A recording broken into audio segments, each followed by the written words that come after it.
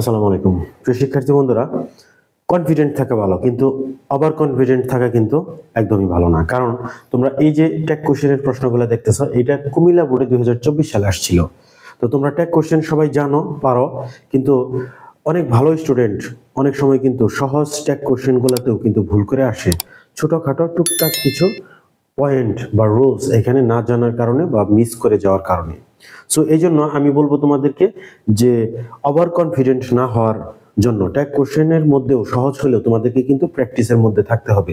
দেখো এখানে 5টা প্রশ্ন ট্যাগ কোশ্চেন কুমিল্লা বোর্ডে 2024 সালে প্রশ্নগুলো আসছিল। দেখো এখানে প্রথমেই যে সমস্যাটা হচ্ছে slow and steady wins the race. তাহলে এইখানে দেখো স্লো অ্যান্ড স্টেডি মানে হচ্ছে তোমার হচ্ছে স্লো মানে হচ্ছে ধীর গতি সম্পন্ন, কিন্তু তার কাজে সে লেগে থাকে। স্টেডি মানে অনর করতেই থাকবে, সেটা আস্তে আস্তে হলেও করতেই থাকবে।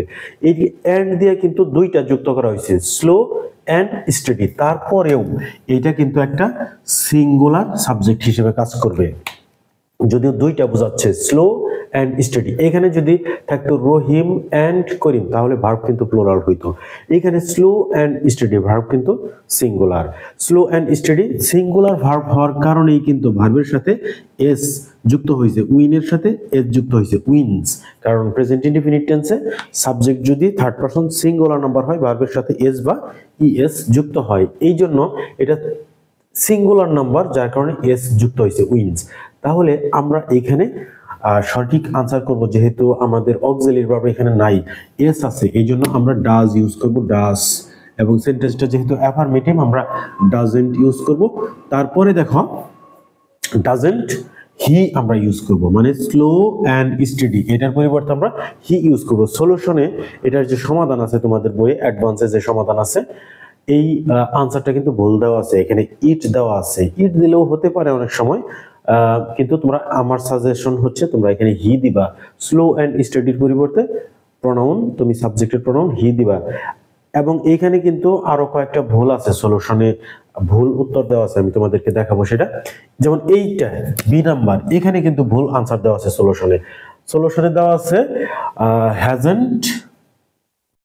হ্যাজেন্ট শি দেওয়া আছে, হ্যাজেন্ট শি, কিন্তু আসলে কিন্তু এখানে হ্যাজেন্ট শি হবে না, এখানে হবে হ্যাজেন্ট ইট হবে, হ্যাজেন্ট ইট। এটা হচ্ছে কারেক্ট আনসার, এটা হচ্ছে রং আনসার, হ্যাজেন্ট ইট। কারণ হচ্ছে দেখো এখানে the mother has risen in her to see the orphans, অর্থটা তোমাকে বুঝতে হবে। অক্সিলারি ভার্ব হচ্ছে হ্যাজ, হ্যাজ আমরা বসাইলাম, সেন্টেন্স অ্যাফার্মেটিভ, ট্যাগ হবে নেগেটিভ, হ্যাজেন্ট আমরা বসাইলাম। এখন কি করতে হবে? সাবজেক্টের প্রনাউন করতে হবে, দ্য মাদার। দ্য মাদারের পরিবর্তে কিন্তু শি দেওয়া আছে, কিন্তু আসলে কিন্তু দ্য মাদার এটা কিন্তু ব্যক্তিবাচক কোনো সাবজেক্ট নয়, এটা হচ্ছে একটা ধারণা, মানে কল্পনাপ্রসূত একটা সাবজেক্ট, মানে অ্যাবস্ট্রাক্ট নাউন। তোমরা জানো যে যেগুলো হচ্ছে বাস্তবে কোনো অস্তিত্ব নাই, রং নাই, গন্ধ নাই, ঠিক আছে, তোমার হচ্ছে স্পর্শ করা যায় না, আকার আয়তন ওজন উচ্চারণ কিচ্ছু নাই, শুধুমাত্র এটা কল্পনা করতে হবে, অনুভব করতে, মানে অনুভবও করা যাবে না, কল্পনা করতে হবে, সেটা হচ্ছে অ্যাবস্ট্রাক্ট নাউন। দ্য মাদার কিন্তু এখানে একটা অ্যাবস্ট্রাক্ট নাউন। দেখো কিভাবে, দ্য মাদার হ্যাজ রাইজেন, তার ভিতরে মাতৃত্ব জেগে উঠেছে, ইন হার মানে তার ভিতরে মাতৃত্ব জেগে উঠেছে, টু সি দ্য অরফানস এতিম শিশুগুলোকে দেখার পরে বা দেখিয়ে। তাহলে দ্য মাদার মানে এখানে কি? মাতৃত্ব। এটা কিন্তু মা না, মাতৃত্ব মানে একটা মানুষের ভিতরে, একটা মহিলা বা একটা মেয়ের ভিতরে মাতৃত্ব জেগে উঠেছে, মায়ের মমত্ব বোধ জেগে উঠছে। তাহলে এটা কিন্তু, সেটা কিন্তু ব্যক্তিবাচক সাবজেক্ট না, এটা হচ্ছে ওই যে মাতৃত্ব। এখন মাতৃত্বকে দেখানো যাবে না, ওজন করা যাবে না, আকার আয়তন ওজন উচ্চতা নাই, এই মাতৃত্বটা হচ্ছে সাবজেক্ট, এটা অ্যাবস্ট্রাক্ট নাউন। সো এটার জন্য ইট হবে। দ্য মাদার কোনো মাকে বোঝায় নাই, মায়ের গুণাবলীকে বোঝাইছে, সো দ্য মাদারের পরিবর্তে আমরা ইট ইউজ করবো। এই জন্য সলিউশনে এটা ভুল আনসার, হ্যাজেন্ট শি, সঠিক আনসার হচ্ছে হ্যাজেন্ট ইট। এখন এখানে দেখো see number, he hardly cast a vote for me. তাহলে এই যে হার্ডলি কাস্ট, এটা যদি প্রেজেন্ট ইনডিফিনিট টেন্স হইতো তাহলে কাস্টের সাথে কিন্তু একটা এস হইতো, যেহেতু সাবজেক্ট হচ্ছে হি, যেহেতু হি হচ্ছে থার্ড পারসন সিঙ্গুলার নাম্বার, বা আমরা শিখছি যে কোনো ব্যক্তি বস্তু প্রাণীর একক নাম এবং সাবজেক্ট যদি মনে করো যে হি শি ইট এগুলো হয়, ভার্বের সাথে এস বা ইএস হয় প্রেজেন্ট ইনডিফিনিট টেন্সে।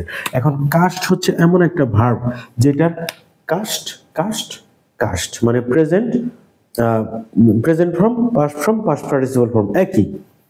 তাহলে এটা V1 ও হতে পারে, V2 ও হতে পারে। তাহলে আমরা কিভাবে বুঝবো এটা কোন টেন্স? এটা যদি V1 হইতো এস বা ইএস হইতো, কারণ V1 হইলে প্রেজেন্ট ইনডিফিনিট টেন্স হইতো, ভার্বের সাথে এস বা ইএস হইতো অবশ্যই। তাহলে এটা V2 অর্থাৎ পাস্ট টেন্স। তাহলে এটা আমরা কি করব? He hardly cast a vote for me, এখানে আমরা ইউজ করব ডিড। যেহেতু অক্সিলারি ভার্ব নাই, অক্সিলারি ডু ডাজ ডিড থেকে আমরা কি নিলাম? আমরা ডিড নিলাম। যেহেতু পাস্ট ফর্ম ধরলাম, V2 ধরলাম, এটাকে ডিড। এখন সেন্টেন্সটা অ্যাফার্মেটিভ মনে হইলেও সেন্টেন্সটা কিন্তু নেগেটিভ, এই জন্য আমরা ডিডের সাথে আর নট যুক্ত করব না, আমরা হি ইউজ করব, ডিড হি। এখন কথা হচ্ছে সেন্টেন্স নেগেটিভ কিভাবে হইলো। দেখো তোমরা মনে রাখবা, এই যে হার্ডলি শব্দটা আছে, এখন এরকম কিছু শব্দ যেমন হচ্ছে হার্ডলি,